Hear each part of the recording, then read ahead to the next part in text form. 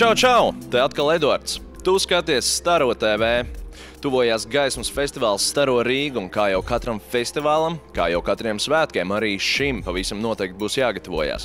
Tieši tāpēc devāmies ārā Rīgas ielās, lai noskaidrot, kā gaismas festivālam gatavosies pats rīdzinieks.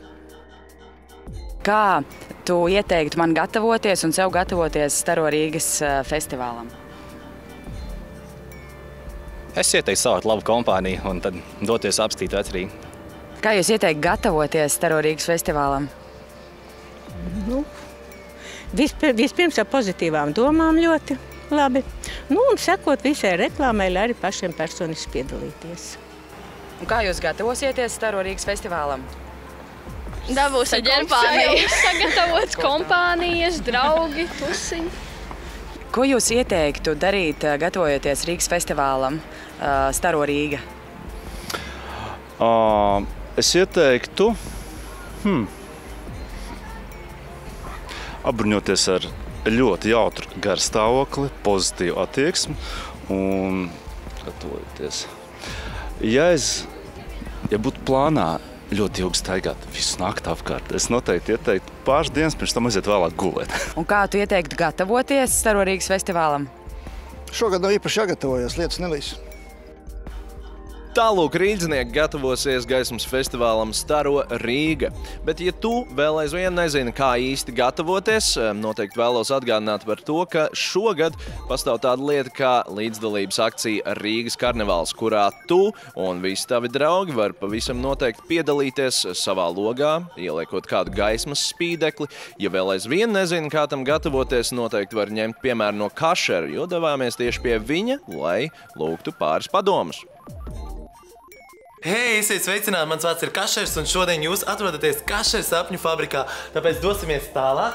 Šie ir man mazie palīgi mākslinieki, Kašera sapņu fabrikas studentiņi, var tā teikt. Un šodien tas, ko mēs darīsim, mēs apgleznosim šāds stikla traukus, kurus var izmantot īstenībā ik viens.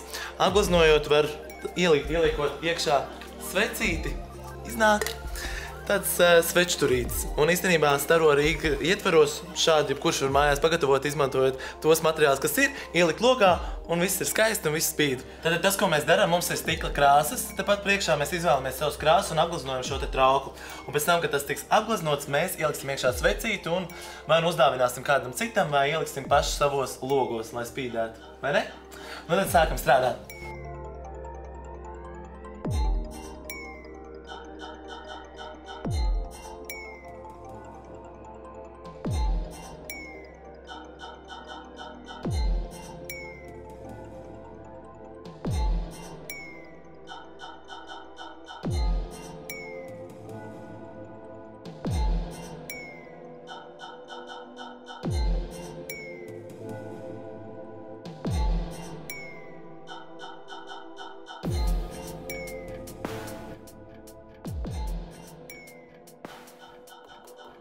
Saki, kas tev rada mājas sajūtu? Man mājas sajūta rada aizskari. Es nezinu, kāpēc. Ja nav aizskari, es nejūtos kā mājās. Bet īstenībā arī kaut kāds tāds gaismu objekti, gaismiņas, kaut kas šitāds ten. Aizskari rada siltumu. Jā, siltumu, un īstenībā man patīk, kad ir kaut kā tā aizvērta. Es nezinu, uzreiz jūtos kaut kā drošībā, tīri psiholoģiski. Ir arī kāda smarža, kas saistās ar mājām? Jā, parasti, kad mamma kaut ko tur gatavoja, atceros no bērnības dienām, tad šitā te, kā viņa tā, piparkūku smarža man arī kaut kā mājas un mandarīni asociējās ar Ziemassvētkiem, kad ārā ir augsts un iekšā ir silts, līdz ar to tad mājīgi sajūta kaut kā rodās. Jā, kur tu jūties kā mājās, kad tu neesi mājās? Ārpēc jūtos mājās pie saviem draugiem. Vislabāk, jā, jo tur ir tā kompānija, tur ir tie cilvēki, kur es gribu būt tajā mirklī, un jā, tā ir arī varbūt tā mājas sajūta, kas nav manās mājās. 3 lietas, kas tev saistās ar festivālu Staro Rīga. Kad viss ir kaut kādas projekcijas uz mājām, svecīt logā un cilvēku pūļi, baigi daudz cilvēku uz ielām, kaut kas tāds. Kā tu parasti gatavojies? Kā es parasti gatavojos, īpaši negatavojos, vienmēr man ir vai nu kaut kāds pie logas kaut ko pieliek uz palodzes, un tad es parasti arī dodos paskatīties, kas tur ir, un sekoju līdz tai programmai, jā. Kā tu iesaki citiem gatavoties? Iesaku citiem arī izdekorēt savus logus mājās un arī doties, atbalstīt šo te projektu, paskatīties, kas notiekās, safotografēt, ielikt savos sociālos tīklos, tādā veidā arī nākamgad pārējos iesaistīt tajā visā un pievērst tam uzmanību. 18. novembris, gal galā lielie valsts svētki. Kā tu parasti gatavojies šiem svētkiem? Parasti man šīs dienas ir ļoti aizņemts un darbīgs saistībā ar visādākiem pasākumiem, kas ir ar 18. novembru saistīti, bet es dodos arī skatīties salūtu. Tad, ja es to nedaru klātienē, tad es skatos pa televizoru. Ko darīsi šogad? Šogad mums šeit Kašeru sapņu fabrikā ir liela ballīte. Tā kā es būšu šeit un vakarā visticamāk atvēršu logus, jo es dzīvoju netālu tieši no Krasmālas un skatīšos, kā tas izskatās no mana loga. Forši, lai tev forši svētki. Super, paldies jums arī! Tagad arī tu, skatītāji, zini, kā gatavoties šī gada gaismas festivālam Staro Rīga, ja līdz šim tev vēl nav bijušas nevienas idejas. Bet šobrīd dosimies parunāties ar vienu no šī gada festivāla dalībniekiem, kurš, starp citu, pārvērtīs dažas no mūsu sabiedriskā transporta pieturām līdz nepazīšanai. Kvēla liesmiņa, kā jūs dēvēt? Lena Brokāna. Lena, saki lūdzu, ar ko tev saistās mājas sajūta? Sakārtotību, mīlestību, tīrību, siltumu. Kādas smaržas tev saistās ar mājām? Ziemassvētkos ar piparkūku. Katram gadu laikam savu smaržu. Nosauc man lūdzu 3 lietas, ar ko tev saistās Staro Rīgas festivāls. Ar gaismām, ar siltumu, ar ģimeni. Jā, un varbūt ir kāds objekts vai instalācija, kas palikusi prātā no iepriekšējiem gadiem? Jā, man palika atmiņā pie operas. Pāris gadus atpakaļ bija, tad, kad viņa bruka lejā. Tas bija fantastiski. Šogad arī piedalīsieties jūs, varbūt arī? Šogad mēs jau vairākus gadus esam piedalījušies ar mūsu ielu mēbelēm, cik es pārstāvu kompāniju GC Deco.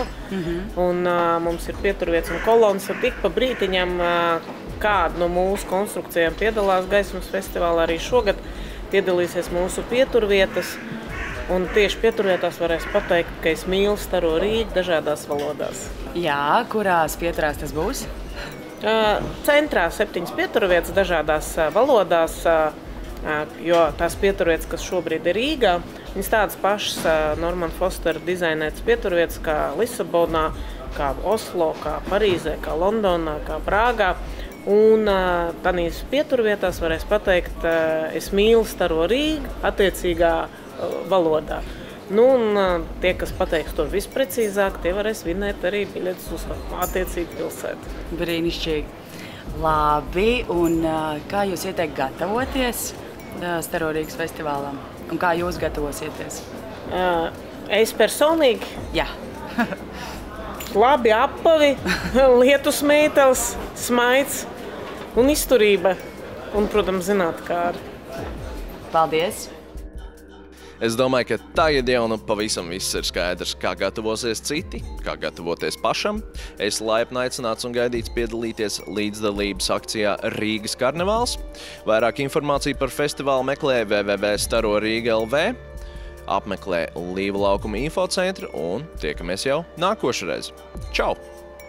Gaismas festivāls Staro Rīga 2015. Programmā Latvijas māju sajūta meklējot, domāsim par vērtībām, kas mūs vieno Latvijā. Vērmanas dārzā apskatīsim starptautiskā projekta Baltijas gaismas ķēde, jauno mākslinieku darbus, kā arī Vecrīgā meklēsim objektus no Eiropas gaismas festivāliem. Piedalieties līdzdalības akcijā Rīgas karnevāls un izgaismosim savu pilsētu svētku noskaņās. Festivāls notiek ar Rīgas domas un festivāla sadarbības partneru atbalstu. Staro Rīga no 18. līdz 21. novembrim.